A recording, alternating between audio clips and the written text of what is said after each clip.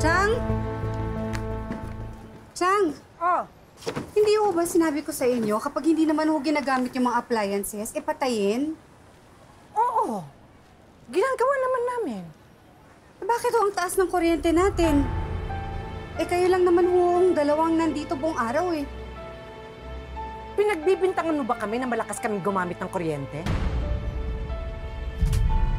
Yung TV nga eh!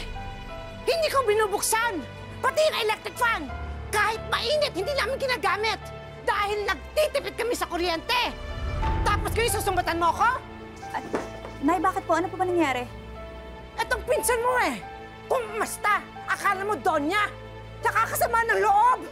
Tama na po, tama na, Nay.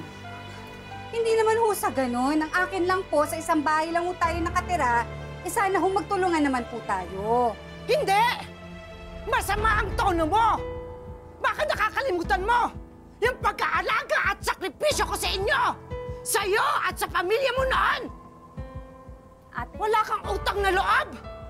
ate, mag-sorry ka na lang. Intindihin mo na lang si nanay. Ako magsasorry? Wala naman akong masamang sinabi. At paano napasok ang utang na loob dito?